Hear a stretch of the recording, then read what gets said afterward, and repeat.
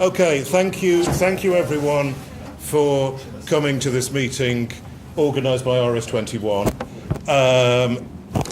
RS21 is a relatively young socialist organisation, but one of the things that's been central to our history, if you know anything about us, is that we've always viewed the liberation of gender and sexuality as something that's central to the socialist project. My name is Colin Wilson. I'll be sort of chairing the session. My own history is that I've been involved around LGBT activism for many years, and I'm the co-convener of a group called No to Pinkwashing, which is involved in campaigning against pinkwashing, against Israel attempting to misuse claims about its record on LGBT issues so as to divert attention from its human rights crimes against the Palestinians. So I guess right there you have one of the issues which we're having to deal with more and more, which is the way that issues around gender and sexuality overlap with other issues. And to talk about that, we're very pleased to have Sharon Smith, who is a leading member of the International Socialist Organisation. She's based in Chicago, and she's campaigned and written very widely on the issue of women's liberation, but also particularly in her most recent book about how the struggle for women's liberation connects with the struggle against racism. So how we're going to structure the meeting, if it's okay with people, is that first of all we'll have a section where I'll ask Sharon a number of sort of broad questions that enable her to put forward her general views and give people some kind of context and an understanding of where she's coming from, and that'll be for like 20 or 30 minutes, and then we'll have a section where people can ask questions and make comments of their own accord. We're doing an audio recording of the meeting so that we can make it available to people who can't come along. So if you could come to the front if you want to speak, that would ensure that your voice is on the audio. Once again, I apologise for the air conditioning, which we've tried to get turned off. As I mentioned before, the only people who can turn the air conditioning off have gone home. It's been explained to me. You would think there would be just a switch, but apparently there isn't. So there we are. That's the position we're in. We've opened the windows to try and make it warmer. What can I say? Keep your coats on. Sorry about this. There's nothing we can do. Okay, so without any further ado, I wanted to start the conversation with Sharon with the initial question, which is that you're a socialist, but also you're a fighter for the liberation of women. So how do you see those two struggles connected? Well, I'm guessing I'm not saying anything too surprising to anyone in this room, but one is impossible without the other. I mean, Inessa Armand, the Russian revolutionary, said, quote, women's liberation is impossible without communism, and communism is impossible without women's liberation. And, the basic reason for that is that if you locate the root of all of women's oppression, which of course extends far beyond the home, but the root of women's oppression is really in the unpaid domestic labor that particularly working class women perform in the home, and that is not just housework, but obviously even more centrally childcare and so forth. And capital has no interest in paying for this labor. Theoretically or hypothetically, it would be possible for capitalism to, socialize daycare, subsidize it, and so on. But they have no interest in doing that, and therefore, the material conditions for women's liberation can't really be achieved without a socialist society, which would socialize all of these forms of labor. For example, not just socialized child care that would be available around the clock, for parents, also like teams of workers with industrial level equipment that could go from place to place to place, wash the floor, vacuum the carpets and so on. Having said that, this will only create the material conditions for ending women's oppression. And I think the experience of the Russian Revolution showed that even beyond that, you don't just snap your fingers, and there's a socialist revolution, and the very next morning, women's oppression is gone, racism is gone, and so on and so forth, that it actually will require further struggle for the present generation of working class people. Really, it's only when a new generation is born into a society in which equality is a material possibility that we'll be able to look forward to ending these forms of oppression. Okay, so I then wanted to ask a second question about, if we're talking about organizing for revolution, how do we do that? And particularly to ask about how we organize as men and women. Do we organize together? One of the things that we found in RS21 is that, or that we're thinking about doing and attempting to do, is that it may be useful for women comrades to some extent to organize separately some of the time, so that they can then be more effective comrades in a larger organization. Of course, there's a long tradition of women organizing separately completely. So I wondered what your thoughts were, and from your own experience in the States, about how women can organize most effectively, and if there is a role for women organizing as women. Well, ultimately, if we want to win a social society, we're going to have to organize together. So that is obviously the end goal. I believe that the Marxist tradition has been very clear that every oppressed group should have the right to organize separately at any given time. But whether that is really the most productive way to advance the struggle is another question, and really that depends upon the circumstances. So the way Lenin put it, I'm paraphrasing, but he argued, just because we believe in the right to divorce doesn't mean we advocate it. So, for example, it matters whether we're talking about a trade union or a revolutionary socialist organization. Is there a serious problem with sexism? I can think of one organization that seemed to have a serious problem with sexism. But in general, I think that goal is that we want to, basically train our male comrades to be as enthusiastic and confident in arguing for women's liberation as any woman comrade is. Then there's a question, are we talking about a temporary formation or a permanent caucus? A temporary formation would be if there's a specific problem that needs to be addressed, which certainly does happen sometimes.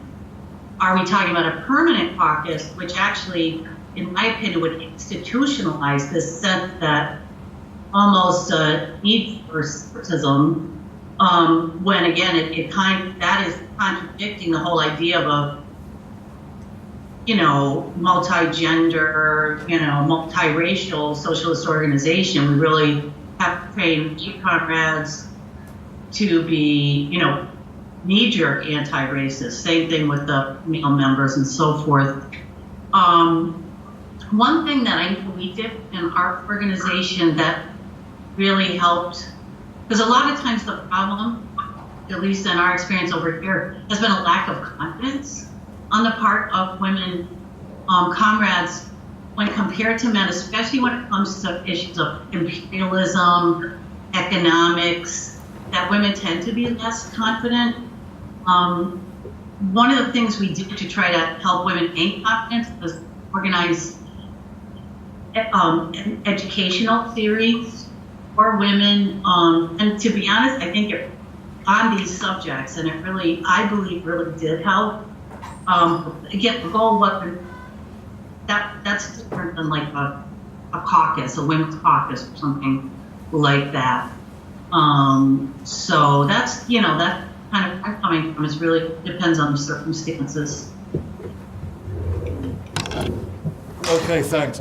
The next question I wanted to ask you was about the theory that people, the theories that people have been developing around these questions, and you've written quite a lot about intersectionality, and that's one approach that people have taken. There's also the issue of social reproduction, or the social reproduction framework, and you know, some people from that perspective have said, well, intersectionality is all well and good, but all you're doing is describing something. All you're saying is that there are different oppressions taking place, but but the trouble with intersectionality is that it doesn't give you any dynamic theory that explains how these different oppressions interact. Now, that's a huge area to go into, but I wondered if you could just say something about, you know, what's your take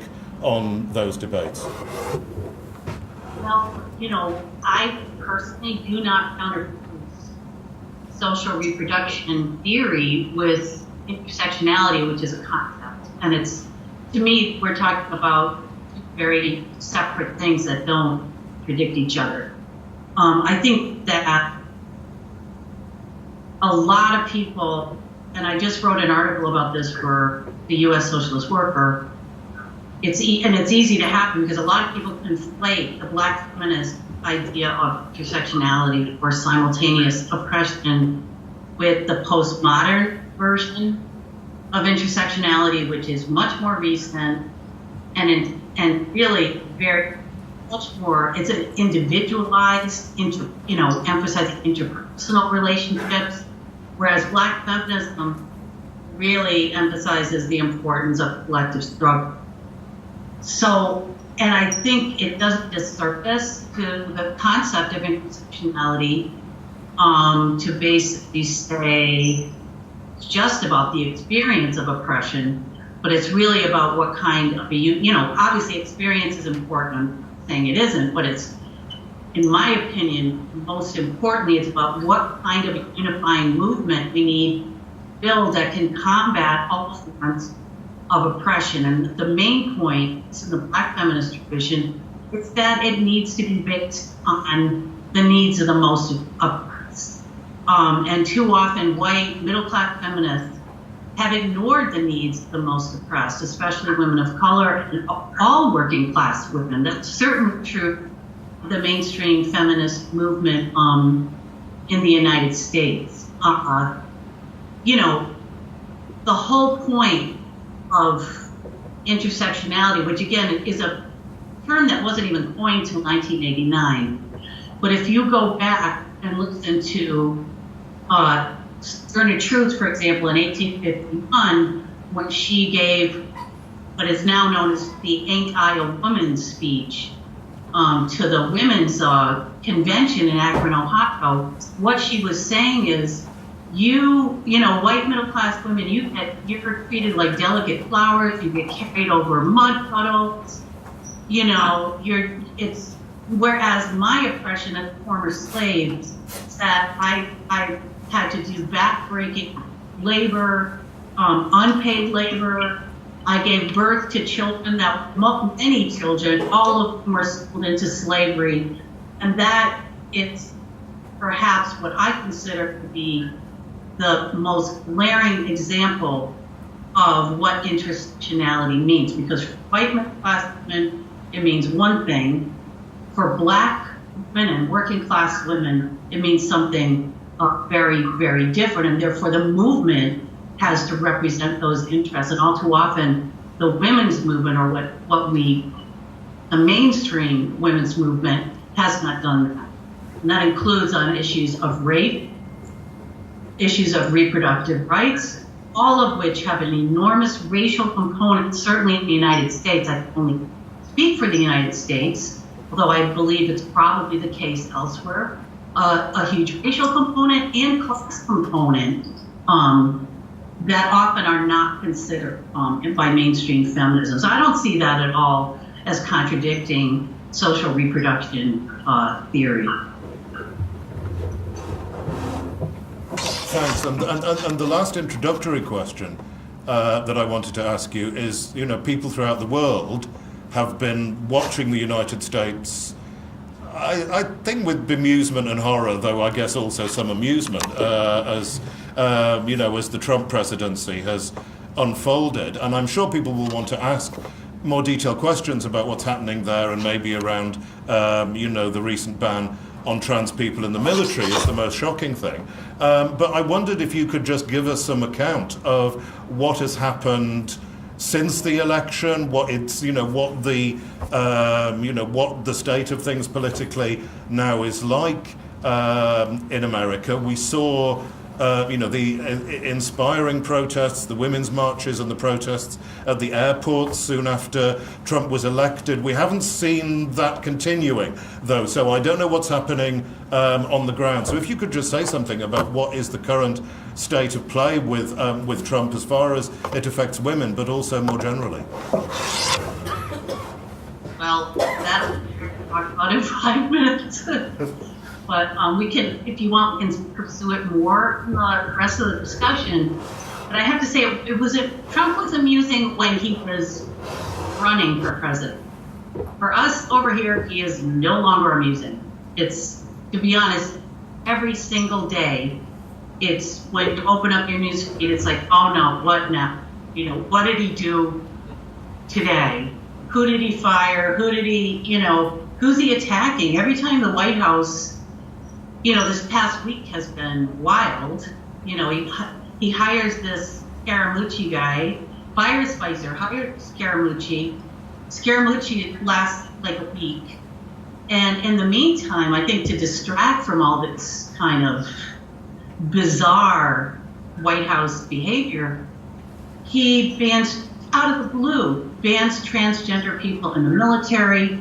The next day, the Department of Justice is saying that, LGBT people in the workplace may no longer be protected against discrimination.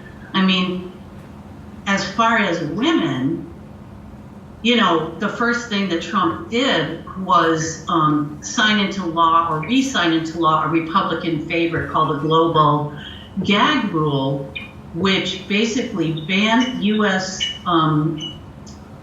aid to any organization that advocates around the world, advocates or even gives information about where to access an abortion to women and who are desperate, to end an unplanned pregnancy. Usually these are, Black and brown women, poor women. And what that has done in the past is remove funding for prenatal care for any agency that also provides abortion referrals. What they've now done, what Trump did, is expanded to any agency, for example, AIDS prevention, Zika prevention, that any health clinic that allows abortion referrals to take place will have all their funding, their U.S. aid funding cut off. Since that was the first act of President Trump.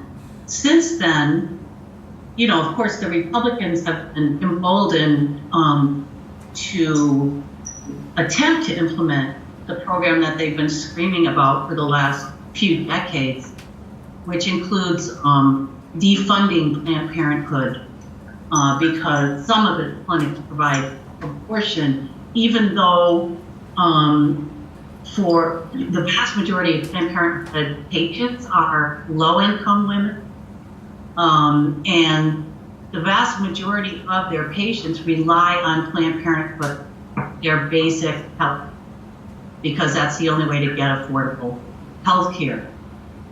In Texas, what they took away Planned Parenthood funding a few years ago, which is sort of a microcosm of what will happen if they do this on a national basis. Not only did when they defunded Planned Parenthood, especially in rural areas, these are the only clinics women have for, breast cancer screenings, basic health care, etc. That one of the things that happened is that the unplanned pregnancy rate shot up. The other thing that happened is that the maternal mortality rate doubled in a period of 18 months. And the reason for that is these low-income women with these unplanned pregnancies had nowhere to go for their prenatal care. So that's what we're talking. This is just what's already happened in the state of Texas, and it's what the Republicans, basically, they're trying to, this is an artificially produced crisis for women's basic reproductive care. If they haven't managed to get it through at this point, just as they haven't managed to repeal Obamacare, but the damage is actually happening regardless, because it's giving states confidence to defund Planned Parenthood themselves. And could you say something about what protests there have been? Because there were the protests early on, but also I get the impression that there are at least some liberal voices who are just standing back and looking and saying, well, Trump's ridiculous, he's going to self-destruct, so we can just kind of stand back and wait for this to happen. So I assume you disagree with that, but I wondered if you could say something about the protest. Well, it was kind of, the sort of, in the midst of a terrible darkness that fell on pretty much everybody that I know. It was really traumatic when Trump won, even though he won basically with about, with obviously Hillary Clinton won the popular vote. We have a very undemocratic electoral system. But seeing especially there's a young generation that is of radicals that is being born right now, to see all these young people out on the street, to see people like I was at the Women's March in Washington, D.C., and it was literally, you couldn't even move. It was so packed. And there was a feeling of almost euphoria in the power of our numbers. Then we had the airport protests, which were semi-spontaneous. And it was just elating to see this happening. Unfortunately, the left has suffered basically 4 decades of setback, just as the U.S. working class has, and we don't yet have the infrastructures, if you know what I mean, the organizations to have ongoing movements yet. That doesn't mean it's not going to happen, but what we've seen is kind of a lull in recent weeks. That doesn't mean it's going to stay that way. That's just the way it is at the moment. I think, people get a little bit weary of being out at protests every night. And then you're sort of like, okay, what next? And for that, you really need ongoing organizations. But one of the things that is brought ahead is really the conflict between the liberal establishment and, more grassroots radical activists. So, for example, Planned Parenthood, even though it's under attack and under threat of being funded, they actually they came down opposing protests, basically, to defend their own abortion clinics that were under attack from anti-abortion zealots. And that caused, we're arguing very strongly that that's a huge mistake, that only a grassroots movement is gonna, turn the tide back in our favor. But what they're saying is, it's not just sit back and wait for them to implode. What they're saying is, write your person, get those letters, make those calls to Congress. And it's, what we're saying is it's going to take a whole lot more than that. It's going to take bodies on the streets defending people and abortion clinics and whatnot who are under attack. And just finally, I want to say that I think, especially for migrant communities, which includes, Latino, Mexicans, Central American immigrants, and also Muslims and Arab people, that there's a sense of siege and terrible, terrible fear in these communities right now. And it's going to take time for us to build, who wouldn't be? ICE is, they're picking immigrants up who are dropping off their kids at school. ICE is showing up and taking them away to detention centers to be deported. So that kind of fear is going to take some time to overcome, but it has to. We have to work on making that happen. Okay, thanks very much. So Sharon has, I think covered there loads of ground in terms of theory, in terms of how we organise, in terms of the current reality of what's going on in the States. So, so like I said, this is the point where I'd like, to open the meeting up and for people to make your own comments or ask your own questions. If people can come down to the front, both because we're recording the meeting, but also so that Sharon can hear your question through the laptop. So if people can indicate if they want to, if they have questions or comments, and I will take people.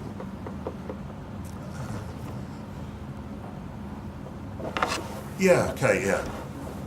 Yeah. Please. Yeah. If you could come down the front, and then we can hear you. Hi, Sharon. I just wanted to ask. I've seen on Facebook. You want to come over here? Sorry, just for the laptop. All right. Can you see me? Come here. No, just stand somewhere near the laptop, and then I'm much careful. Sorry. I've seen on Facebook some American friends who've been involved in the reproductive justice and reproductive rights campaigns over there, which seem to be having some amount of success, but also obviously facing huge setbacks with Trump. I wondered if you had any more information on that, and also maybe comment on how you think these campaigns might have relevance to other places like Ireland, if you know anything about that, where there've also been recent reproductive justice panels. Okay, do you want to respond to that? Sure. One great thing that's happened, and really I think the women have a lot to do with it, is that there's kind of a resurgence of awareness around sexism. There was already an awareness, but it's kind of Trump has kind of lit a fire under lots, especially of young women, but all women. And so, for example, in New York, I think New York is ahead of everywhere else in terms of organizing effective activist reproductive rights networks, but it's really a model for what we're trying to do all over the country, which is that, in Minneapolis, when the anti-choicers, they came up on February 11th, they organized a March for Life or something like that, which was it was specifically aimed at defunding Planned Parenthood. In Minneapolis, 5,000 pro-choice people came out, and they only had a few hundred their side. So grossly outnumbering the anti-choicers. So these are the examples that show that didn't happen everywhere.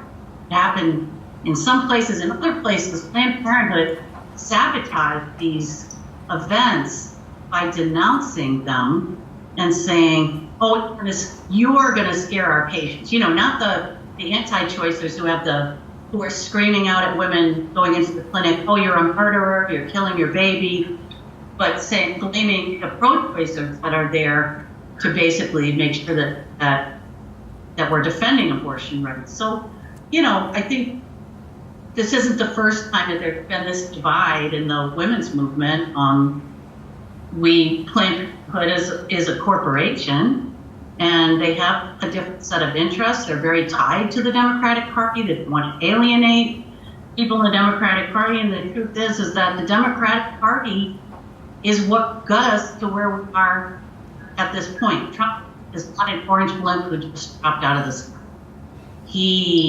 The stage was set by the Democrats, and in fact, in the United States, poor women lost the right to funded abortion back in 1977, when not only was the president was Jimmy Carter at that time, but Congress, which voted it, the Hyde Amendment into being, was dominated by Democrats to remove federal Medicaid funding for poor women's abortions.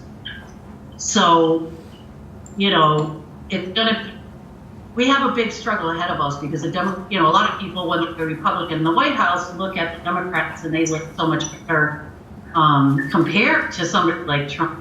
But the truth is that they are part of the problem, not part of the solution.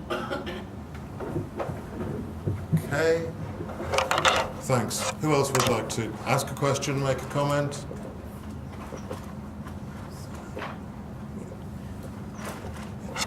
Yeah, I've got Max here. I mean, I just wanted to ask a question which was about Trump's ban on trans in the military. I wondered if you could say something about the situation there, both with regard to the situation of trans people. I mean, I think one of the things that we've become aware of is the very brutal oppression that in particular trans women of colour face. I think there were 24 trans women of colour murdered in the States last year.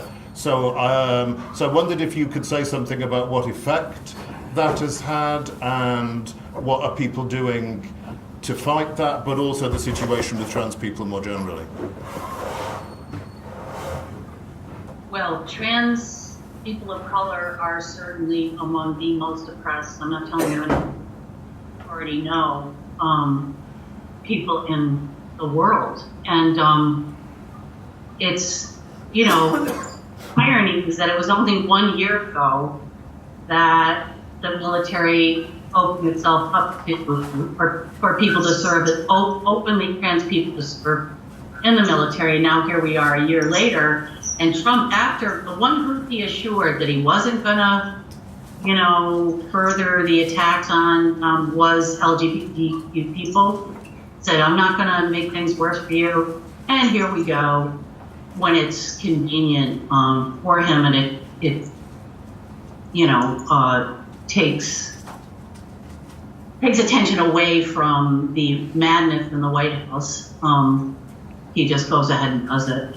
So, you know, I mean, I think LGBTQ people, through their own struggles since the 1980s, if you look at the one group that has moved forward in terms of gaining more rights, in terms of, you know, gaining equal marriage, real advance, like even the fact that gender neutral bathrooms were made legal in a number of places a year ago, when, you know, these were moving forward. That came through the struggle.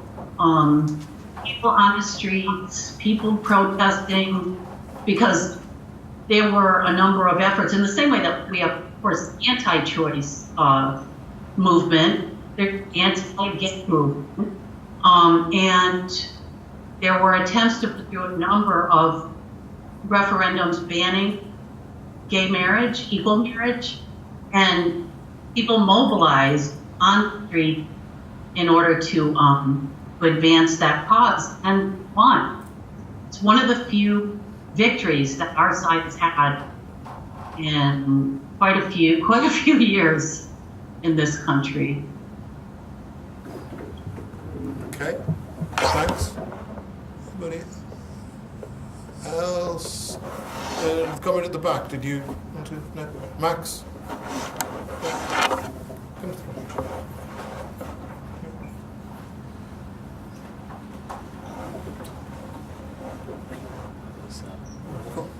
So the Women's March was obviously talked about quite a lot, and it seemed to represent quite a sort of promising halfway house if we were talking earlier about sectional organising as an action that was very much institutionally led by women and organised by women, but which wasn't sectional. So it had those large numbers, but was very explicitly women-led. And it was also surprisingly radical in terms of some of the people involved, like Linda Sarsour and people who are not popular with centrist Democrats. So I wondered if you had any more thoughts about the organisational model used for the Women's March and lessons for, expanding it or extrapolating from it. Thanks. Well, the interesting thing about the Women's March is that what you had was radical speakers side by side Democrats. I see that the Democratic Party, traditionally the Democratic Party attempts to put themselves at the head of movements that they had nothing to do with organizing, in order to kind of, absorb the energy and the focus of that movement into the Democrats. And so you had like Angela Davis. I mean, there were all sorts of really wonderful speakers there, but for that reason, it's almost as if Democrats neutralized the other speakers, and so there isn't any one clear message that came away from the march. Although I will say that the call that was put out was very progressive, and it really forefronted the needs of women of color and working class women, trans people. And the thing about it also is that if they're there were plenty of men there. It was not like in the least bit. It's welcoming to anybody who wanted to be there. But I think one of the reasons why, since the Women's March happened in January, there wasn't an automatic kind of, it didn't lead directly to more struggle, per se, or the formation of organizations. It's because it was almost a semi-spontaneous thing. I mean, what you had was the mainstream feminist organizations basically were just, I think, paralyzed by Hillary Clinton's loss, because they were so sure that she was going to win and they would be out celebrating, and instead they were in shock over Trump's victory. And so what ended up happening is that it was a Facebook call that came out from a small group of friends living in New York, and it just became viral. And I think it's because of the anger that so many people, not just women, were feeling. But, again, to kind of go back to what we were talking about before, is we are still left with the project of rebuilding or building new formations. I don't think it's necessary. I think national organization for women at this point in time is going to be the vehicle for fighting for women's liberation in this era. Although it was, in its time, 1960s, it was. But I think the movement and the population have changed so much that, for example, National Organization for Women really wasn't really out there for working class women and women of color. They were discriminatory against lesbians back in the early 1970s. That's not the kind of movement that's going to take off today, because young people won't have any of that. So I think that we're at the precipice of something very exciting. We just haven't, it just hasn't happened yet. We're seeing all the bubblings of it. And that's kind of where it's at this moment.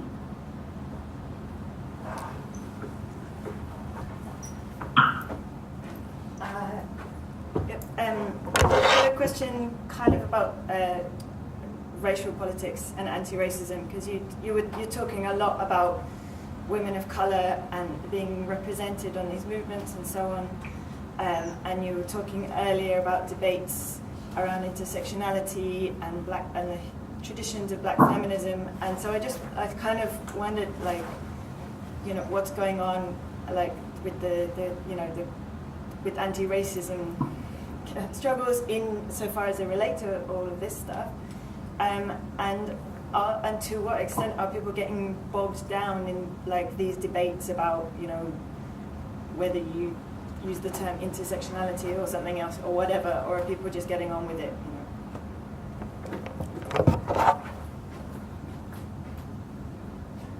Well, I don't think too many. I think the debate over intersectionality is something that's pretty much confined to a certain sector of the left. But one of the reasons why I think it's important to bring into more popular discussion is because Black feminism is so important. The tradition, I mean, I know myself, I was entirely unaware of this tradition. I mean, I'd heard of Sojourner Truth's speech, but I never heard of the Combahee River Collective. And actually, I had the pleasure of speaking on a panel with the founders of the Combahee River Collective at our conference about a month ago. And I mean, in the same way that there are lessons to be gained from, the Black Activism Acts by any, the slogan "by any means necessary" speaks volume. What we gained from the experience of the Black Panther Party and lessons it has to teach us, which I think was a which is the right to armed self-defense. I think that Constitutional River and left-wing Black feminism, the concept of intersectionality or really simultaneous oppression is about about building a unified movement. It's not, I think it's been mysticized this way. It's very, you can discuss it in very plain and simple language. It doesn't have to be mystical. As far as the struggle with racism, I mean, I see that you all have the same problems that we do in terms of the cops just going, basically killing with impunity. It happens all the time. And in Ferguson, Missouri, the reason why I think one of the things that really changed is that catching things in video and being to see it on the internet is really kind of proving beyond reasonable doubt, that these cops, these are killer cops, they're racists, and they just, they kill unarmed Black people. And, in the cases where they kill, by the way, in this country, open carry is legal in many states. When Philando Castile was in Minneapolis, he told the cop, I thought because he had a legal right to carry a gun. What does the cop do? Blows him away while his partner is basically videoing this, putting it on the internet. This has really mobilized lots of people. And one of the things that's really important is not just the mixed character of the protests that happened in recent years, but also the multiracial character in many cities. The protests have been very multiracial, and I think that's been a significant step forward. At the moment, there's a lull in the Black Lives Matter movement, just like there is everywhere else. But, I don't think there should be any mistake. This movement has transformed a whole generation of young people, and that it's transformed the political conversation taking place. It's changing hearts and minds, so that white people who 5 years ago said, oh, no, there's no problem with racism among police. Now you have like a majority of even white people recognizing that there's a problem of racism in the police.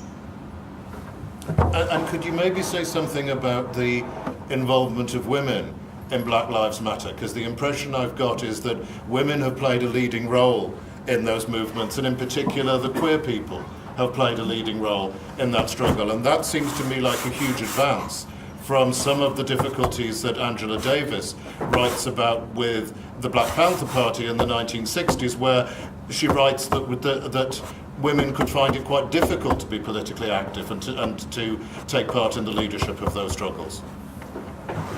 Yes, and actually, Demita Frazier and Barbara Smith from the Combahee River Collective, when we were talking, they were claiming that they went through the Panther Party first before they formed the Combahee River Collective, and that they experienced, like serving the free breakfast or whatever, they experienced sexual harassment. They were expected to sleep with, men who just came up to them and said, "I want you," and that just as turned off as they were by the racism within the white middle class feminist movement, they were very turned off by sexism within the movement, the Black Power movement at that time. We're skipping forward now a number of generations, and the political climate has been transformed in many respects. So yes, all the key founders really of the Black Lives Matter movement identify as queer women of color. I think they're just about all Black, but so that's just would have been unheard of, I think, back in the early 70s. And when actually at that time, it was kind of a separatist atmosphere where each press group kind of split off and went their own way and blah, blah, blah, blah. Whereas now I think, they call it I can't stand the term millennial generation, but one of the things that is really apparent is that this generation is pro-LGBTQ, anti-racist. The dominant viewpoints, they are more, a majority that consider themselves to be socialist at this point. They are frustrated with the Democratic Party.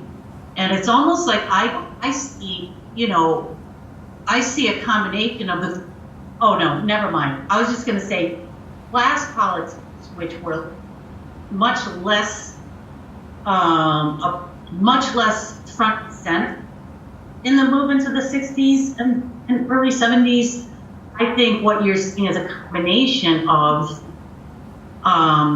the very clear and strong commitment to fighting against all forms of oppression alongside a clear class consciousness that's only increased since the 2008 Great Recession, which is for the vast majority of working class people still continuing.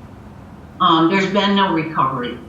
And especially for young people who are kind of coming of age and seeing that they have their future as a low-wage job, or probably two low-wage jobs, and that's kind of having a radicalizing effect. Okay, thanks. Further questions? Come right here. Can we tilt the screen which way? Oh, yes. Hiya. I just wanted to go back to some of your earlier points you made about the socialist side of things, and how obviously you made the point that final sort of female liberation can't be achieved without socialism. Not only because social services that are required can't be achieved under a profit-making capitalist society, but also I think it's fair to say that sort of the social expectation on women can't really be escaped, while the sexualization and objectification of women is so profitable in prostitution, pornography, and more recently on social media and stuff like that. So obviously I agree with you. I just want to echo that point, that I think final liberation can't be achieved until a profit-making system is replaced by one that's sort of labour is based on socially necessary labour.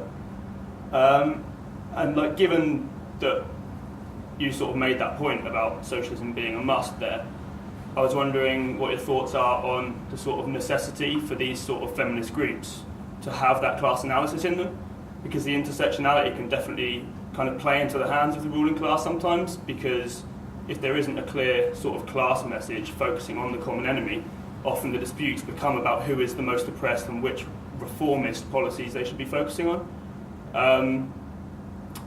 And again, I guess that ties into the sort of the numbers that there are who, in this younger generation, who want to see these things achieved, but they need a sort of organisation in order to consolidate it and actually like direct that power that exists.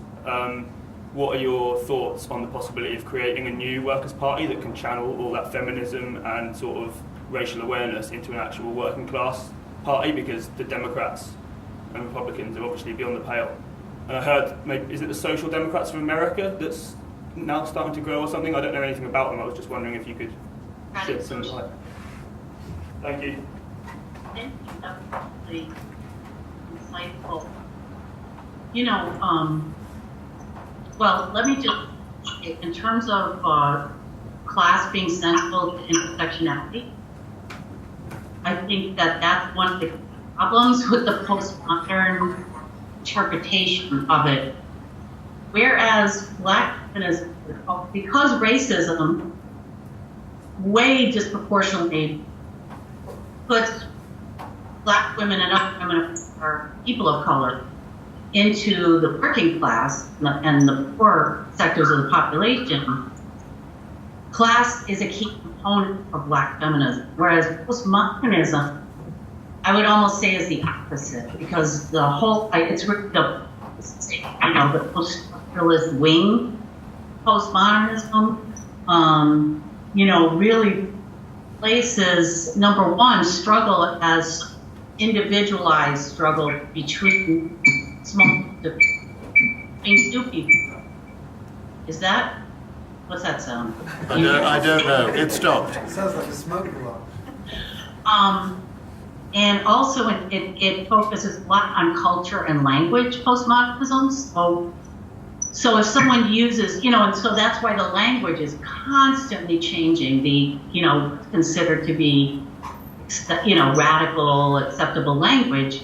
And if somebody isn't up to date, you find that they get called out or, privilege checked. And that is something that's about postmodernism.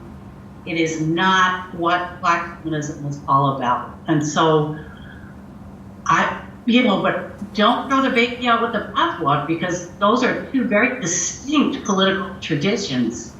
And I don't think that we should, I think that black feminism has so much to offer, and actually advances the Marxist project, in my opinion. I also believe that intersectionality benefits from Marxism because Marxism offers the working class as the agency for change and a multiracial socialist movement as the vehicle for change. And organization is the only way to do that. The Democratic Socialists of America, which is at this point still a wing of the Democratic Party, which is one of the two, the only two mainstream parties in the United States, in a power, and it's just as much a corporate party as the Republicans. They share a power sharing agreement with each other, so that even if one is out of power, they're always governing together, even if they bicker over the details. They're always governing together, going in the same direction. And that's why you don't see the Democrats. You will not see the Democrats unless there's a mass movement for it. Then that will change. But until there's a mass movement for single-payer health care, that is Medicare for all, you will not see the Democrats arguing for that. They might use a little bit of rhetoric. They have no intention of instituting that because they're just as tied to the corporate medical industrial complex. So the Democratic Socialists of America has been growing. For what it's worth, we've been growing the ISO, and we have a whole influx of young people We don't expect, we're a different project than the Democratic Socialists of America. We don't expect to grow at the same pace. But we also, we're at the very beginning of this radicalization, especially among younger generations, and we expect it to deepen as time goes on. And, you know, once you campaign for a Democrat, you're going to either continue campaigning for Democrats or you're going to realize that you're just spinning your wheels because the Democrats are not going to lead a socialist movement. So that's kind of, you know, we're kind of anticipating a continued radicalization will deepen, and it doesn't seem like the level of class inequality is going to change much. It's in a very dire situation at this point. It's not going to change much without a mass movement from below. And as Marx says, we're not, you know, it's not, Marxism is not a religion for us. It's a scientific understanding that exploitation and oppression ultimately lead to resistance. It's not, you know, we're not keeping our fingers crossed, you know, we know that. We already see the actual signs of that beginning to happen. Okay, thanks. Anybody? Anybody else? Okay, given the subject of the meeting, I'm going to prioritise women. I saw Charlie, but it would be good if we had questions or comments from women, maybe. I mean, but if we don't, we have Charlie. Charlie. Charlie's all right. Hey, Sharon.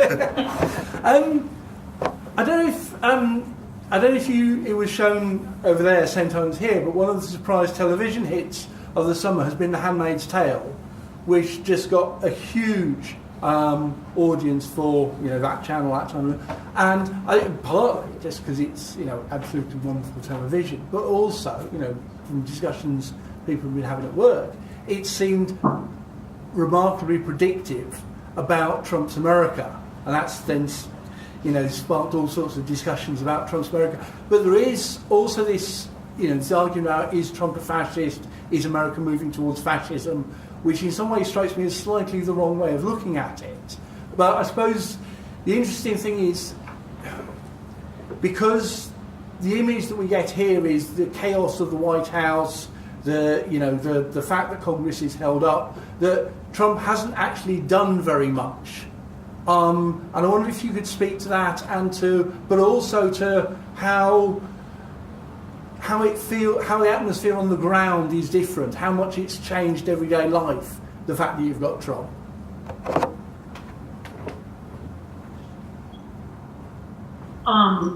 The Republicans haven't managed to repeal Obamacare, and their next failure could potentially be tax reform, which would be drastic decrease in taxes for the corporate class and more misery for the working class. However, Trump has done a lot of damage with anything that he can do by executive order, as we've seen. And also, it's important to keep in mind the reverberating effect. It's not just what happens in Washington, it's what also, because we have, fortunately, there are 50 states, and example, what we call right to work means anti-union.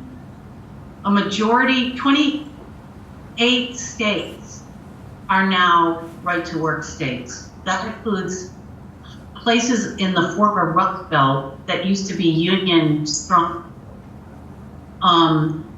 There's so much that happens at the state level because the right has been emboldened, including like anti-abortion laws, the defunding Planned Parenthood laws.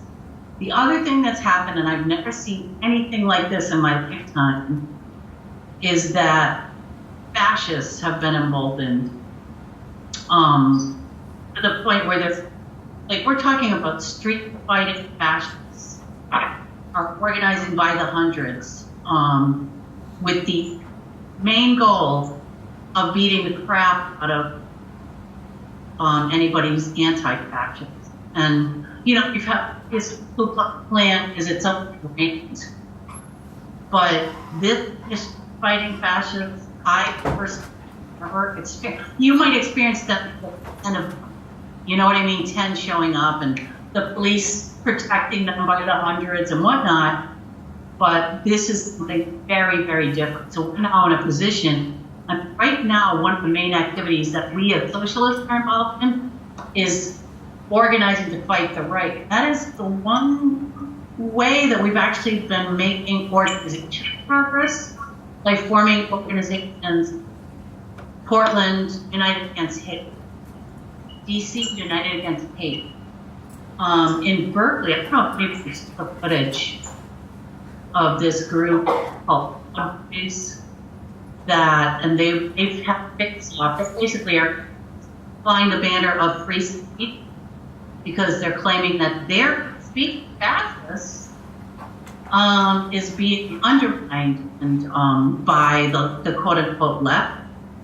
So that is the one thing that we've made a lot of progress on, but I think I've never seen anything like it. And, you know, it's really scary to see this. I mean, these are big groups, armed with, like, they take the flag, they'll be carrying a flag into a flagpole and keep the crap out of people, out of anti-fascists. So, yeah, I think what we see right now is extreme polarization. It's so extreme that no matter where, you're never, like if you're at the grocery store and everybody figures out that we're all against Trump, then we let it rip. We start, we have so much to discuss, but you're always kind of like trying to figure out if somebody is a Trump supporter or not. If they're, actually, I mean, there's even like 29% went to Trump, which most people are not aware of. Trump is talking about people, and to people who have lost decent paying jobs and are now, living in poverty. And that is the unfortunate state politics, mainstream politics in the state. Any further? Anybody else?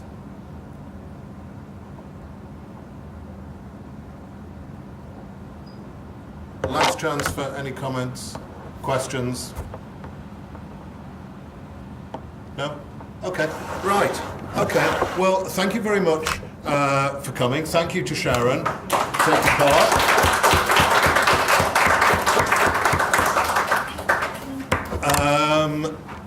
RS21 holds sort of semi-regular meetings in central London, mostly in SOAS. So information about those is available on our Facebook page, and we also have a mailing list, which I think is accessible through our website. I expect that we will be going for a drink afterwards, I suspect, in the Marlborough Arms, to which you'd be very welcome to join us. Sorry? Okay. Is there anything else that I should announce, or that anybody else wants to announce before we wind up? Is that it? Are we done? Okay. Thank you, everybody. Thanks again. Cheers. Thank you. Okay. Cool.